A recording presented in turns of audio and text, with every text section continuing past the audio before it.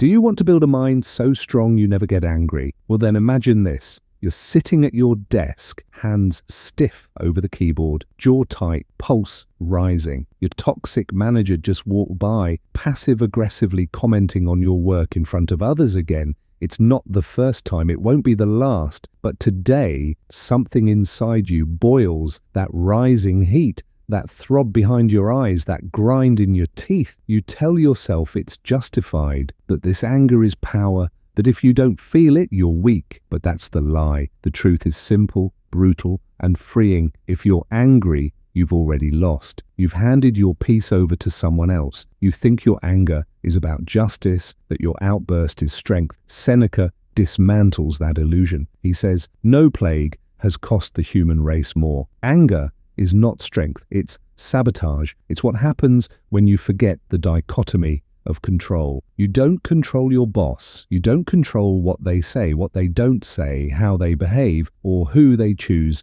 to praise. You only control one thing, how you interpret it, and what you do with that interpretation. Stress doesn't come from overwork. It comes from thinking your peace depends on things outside yourself. Promotions, credit, approval, control. When those things wobble, and they always do, your illusion of control shatters, and in the ruins rage grows. Seneca called anger a temporary madness, and that's exactly what it is. You forget who you are, you forget your values, you forget that you have a mind that's yours and a response that's always optional. You become an animal lashing out at shadows. You think you're fighting the world. Really, you're bleeding out on your own sword. To build a mind so strong you never get angry, you need more than calm. You need contempt for anger itself. You need to see it not as something you must manage, but something you must kill. Seneca doesn't mince words. The best course is to treat anger not as natural or useful, but as something to be shunned like a venomous snake. That's not poetic, that's tactical. You don't train to contain rage. You train to see it coming, disarm it, and move with clarity while everyone else burns. It starts with your framing. Most people think events cause anger, but the Stoics knew better. Your judgment causes anger. Your belief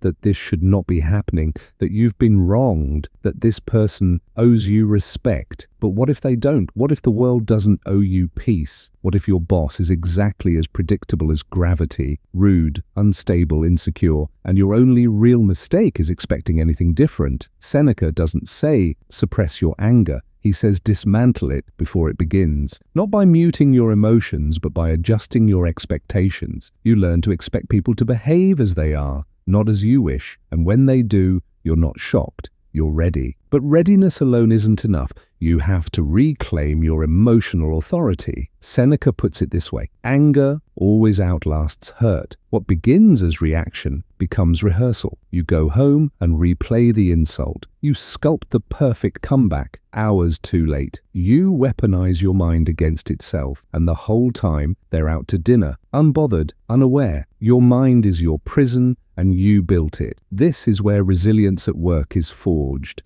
Not in the moments you feel good, but in the ones where every cell wants to fight and you refuse, not because you're weak, but because you're trained, because you know how to hold your ground without flinching, because you'd rather suffer a bruise to the ego than a fracture in your soul, because anger might win battles, but composure wins wars. Seneca believed that no one should make you feel anything against your will, and the will must be exercised like a muscle. It means practicing restraint before the fire is lit. It means visualizing the insult, the slight, the humiliation, and pre-deciding how you'll respond, not with passivity, but with principle. Because let's be honest, anger makes you stupid. It hijacks your judgment. It narrows your perception. You say things you don't mean. You act in ways you later regret. And if it becomes a habit, you become unrecognizable to yourself. That's not strength. That's self-harm disguised as righteousness. You can be fierce without fury. You can set boundaries without burning bridges. You can act